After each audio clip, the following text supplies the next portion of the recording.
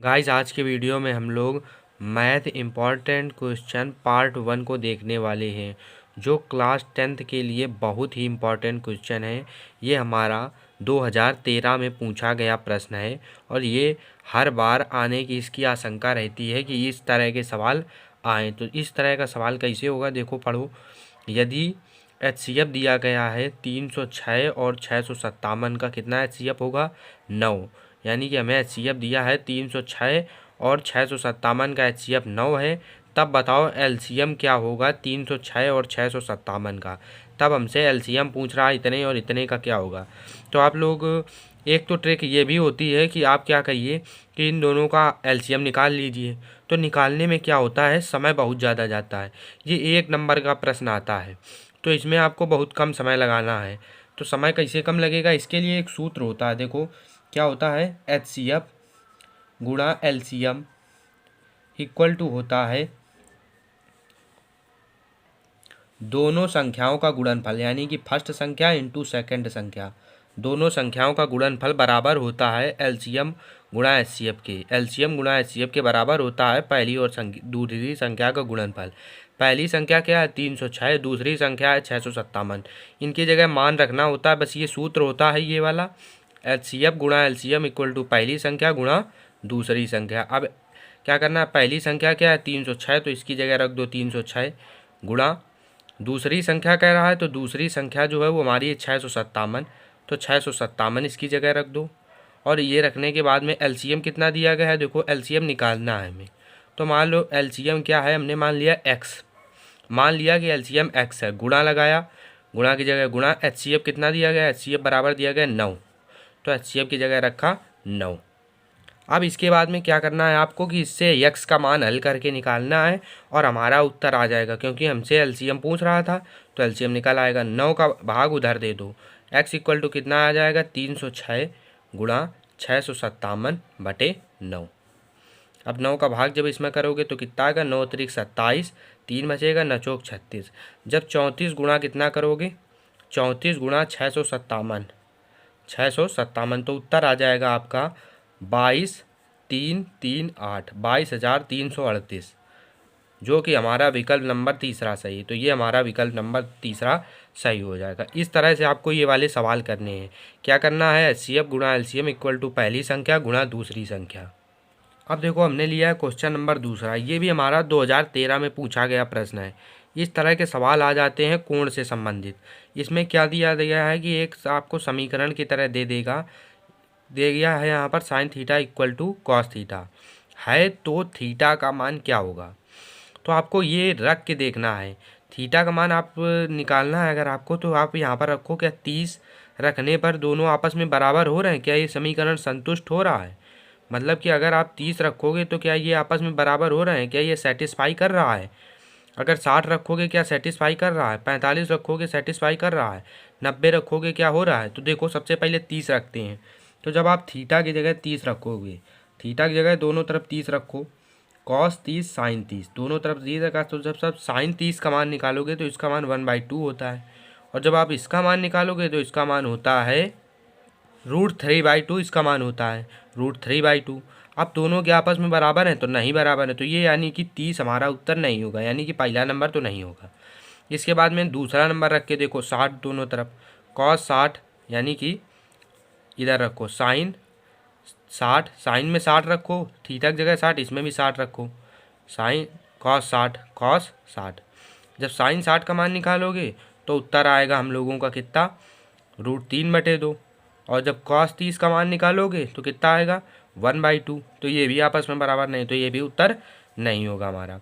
अब तीसरा नंबर देखो 45 रखो दोनों तरफ, इसकी जगह 45 इसकी जगह 45, तो साइन 45 जब रखोगे, साइन 45 इक्वल टू कॉस 45 है क्या, साइन 45 का मान निकालोगे तो आपको पता चलेगा 1/√2 होता है। और आप जब कॉस 45 का मान निकालोगे तो इसका मान भी 1/√2 होता है। तो दोनों आपस में बराबर हो रहे हैं, दोनों आपस में बराबर हो रहे हैं। तो यानी कि हम लोग 45 रखने पर ये समीकरण सही बैठ रहा, तो यानी कि तीसरा नंबर इसका सही हो जाएगा।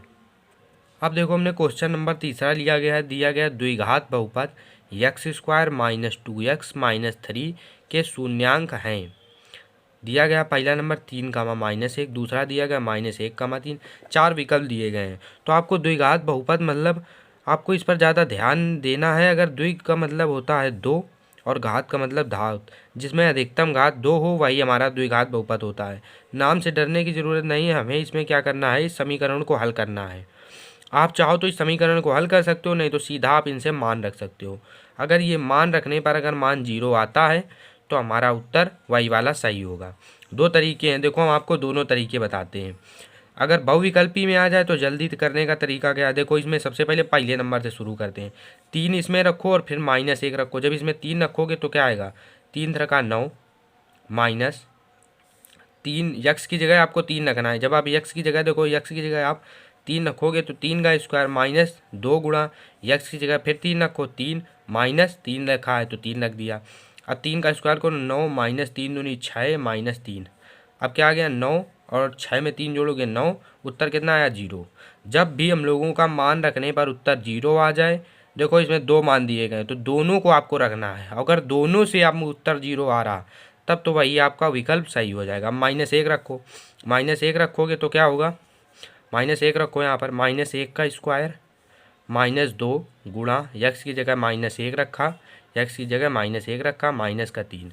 अब जब -1 का स्क्वायर करोगे तो +1 और माइनस माइनस का गुणा करोगे तो +2 हो जाएगा और -3 वही से दोनों को जोड़ो 3 हो जाएगा -3। देखो पहला नंबर हमारा सही बैठ रहा। अब हमें आगे चेक करने की कोई ज़रूरत नहीं है, क्योंकि हमारा 3 रखने पर और -1 रखने पर उत्तर इसका मान क्या आ रहा है 0। तो यही विकल्प सही हो जाएगा। अगर आप इसको देखना चाहते हो तो इस समीकरण को हल करने का एक और तरीका है, देखो उसको बताते हैं। अब देखो समीकरण जो दिया गया था वो हमने लिखा है यहाँ पर, समीकरण यही दिया था हमें, ठीक। अब देखो इसको हल करना है तो आपको इसको 0 के बराबर दिखाना पड़ेगा। क्या करना है, 0 के बराबर दिखाना है। अब इस समीकरण को आप आसानी से हल कर सकते हो ये। अब इसको हल कैसे करेंगे, हल करने के लिए क्या करना है कि सोचो कि क्या गुणा करें, यानी कि क्या गुणा करें। देखो हमने गुणनखंड वाला वीडियो भी बनाया, आप उसको देख सकते हो, नहीं तो ये बहुत ही आसान होता है, आप उसको देख लोगे। करीब 10 मिनट का वीडियो, आराम से आपको सब निकालना आ जाएगा। उसका लिंक भी हम डिस्क्रिप्शन में दे देंगे, आप उसको देख लेना ज़रूर। अब देखो यहाँ पर गुणा करने पर 3 आए और माइनस का चिन्ह है तो यहाँ पर मतलब घटाने पर क्या आना चाहिए 2। गुणा करने पर 3 और घटाने पर 2 आना चाहिए। तो आप सोचो तो क्या हो सकता है, 3 गुणा 1 करेंगे, देखो 3 3x और +2x +1x, 1x माइनस का 3 = 0। देखो 3 और 1 का जब गुणा करेंगे तो क्या आएगा 3, और जब घटाएंगे तो क्या आएगा 2। तो बस वही कही रहे। देखो इसको जब -3x में एक x से घटाओगे तो कितना उत्तर आ जाएगा, -2x। तो बात तो वही है, क्या किया है कि एक x जोड़ा है और एक x घटाया है, बस इतना किया है। और ये पता कैसे चलता है कि, तो वो आप गुणनखंड से पता चलता है। अब देखो क्या करेंगे, x², देखो पहले से x कॉमन ले लो, इन दोनों से x कॉमन लिया तो यहाँ बचा x और यहाँ बचा -3, क्योंकि यहाँ से x कॉमन लिया है तो यहाँ बचा -3, एक यहाँ से कॉमन लिया है तो यहाँ बचा x। अब यहाँ से क्या करो, यहाँ से +1 कॉमन ले लो, +1 कॉमन लेंगे तो यहाँ बचेगा x, और +1 यहाँ से कॉमन लेंगे तो -3 यहाँ बचेगा बराबर 0। अब इन दोनों में से क्या करो, x -3 कॉमन ले लो। अब सोचो कि यहाँ से हमने x -3 कॉमन लिया तो यहाँ क्या बचा x, और यहाँ से भी हमने x -3 कॉमन लिया तो यहाँ क्या बचा 1 +1 = 0।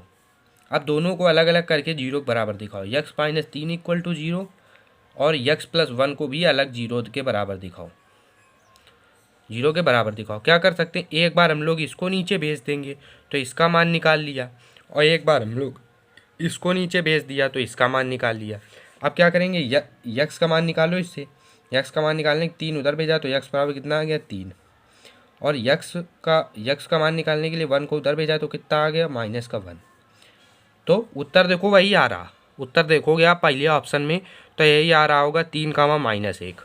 तो इस प्रकार से आप इसको हल कर सकते हो, दो तरीके हो गए। अब देखो क्वेश्चन नंबर 4, ये भी हमारा प्रश्न जो है वो 2013 में आया था, और इस प्रकार के प्रश्न जो होते हैं वृत्त से संबंधित वो हमेशा आते हैं, तो इनको भी समझना है कि देखो इसमें क्या दिया गया है, कहा गया है आकृति में यदि पी पर ध्यान दो, पी कहाँ है तो पी ये है, और टी कहाँ है टी ढूंढो तो ये है पी टी। क्या कह रहा, पी टी एक वृत्त जिसका केंद्र ओ है, जिसका केंद्र क्या है ओ है, की स्पर्श रेखा PT क्या है, जिसका केंद्र ओ है की स्पर्श रेखा है। PT जो है वो हमारे वृत्त केंद्र ओ वाले वृत्त की क्या है, स्पर्श रेखा है। तथा कोण TPO, कोण TPO, T ढूंढो, P ढूंढो, O ढूंढो, T से चलो TPO, कोण TPO दिया है 25 डिग्री। कितना है, 25 डिग्री हो तो यक्स की माप होगी, यक्स की माप पूछ रहा है तो हमसे यक्स की माप पूछ रहा है, यक्स कितना होगा हमसे इसका मान पूछ रहा है, ये क्या होगा। तो हमें विकल्प 4 दिए गए हैं। तो आपको एक बात पता होनी चाहिए जो कि बहुत ज़्यादा ज़रूरी है कि कोई भी स्पर्श रेखा, स्पर्श रेखा कौन सी, PT हमारी क्या है, स्पर्श रेखा में दिया गया प्रश्न में PT क्या है, PT स्पर्श रेखा है।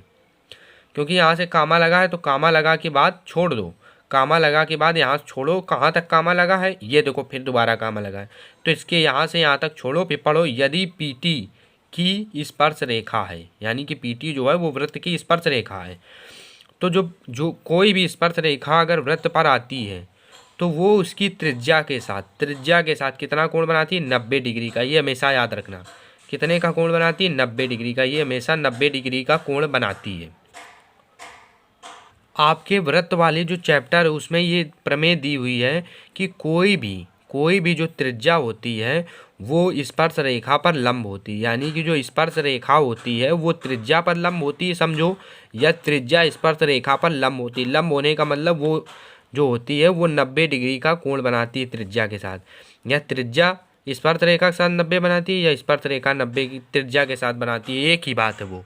तो आपको ये बात याद रखनी है, जब भी कोण आप निकालोगे तो ये आपके लिए बहुत ज़रूरी पॉइंट है कि कोई भी त्रिज्या स्पर्श रेखा पर हमेशा क्या होती है, लंब होती है, यानी कि 90 डिग्री का कोण बनाती है। देखो यहाँ पर जो त्रिज्या है वो स्पर्श रेखा के साथ 90 डिग्री का कोण बना रही, ठीक, 90 डिग्री का कोण हो गया। यहाँ पर 25 डिग्री दिया गया था, तो आपको पता होना चाहिए कि त्रिभुज के तीनों अंतः कोणों का योग 180 डिग्री होता है। तो दो हमें कोण दिए गए हैं, एक 90 डिग्री, 180 डिग्री किसके बराबर होता है, 90 डिग्री प्लस 25 डिग्री और प्लस ये कोण कितना है, इस कोण को क्या कहेंगे, TOP, कोण TOP, कोण TOP। तो कोण TOP का मान अगर हम लोग निकालें तो क्या निकलेगा, 180 माइनस 90 प्लस 25 जोड़ो क्या होता है, 90 प्लस 25, 9 2 11, 115 हो जाएगा, 115। और कोण TOP जो होता है वो क्या आ जाएगा आपका, 65 डिग्री आ जाएगा इसका मान, 65 डिग्री। अब जब आपको पता है कि ये 65 डिग्री है, 65 डिग्री है, तो कोई भी एक रेखा है, एक रेखा का जो योग होता है वो कितना होता है, 180। 180 अगर 65 पता चल गया है तो 180 में जब 65 घटाओगे तो इसका मान क्या निकलेगा, इसका मान निकल आएगा 115, इसका मान 115 डिग्री निकल आएगा। कैसे, देखो कि कोई भी रेखा है उसके एक तरफ का जो कोण होता है वो कितना होता है, 180।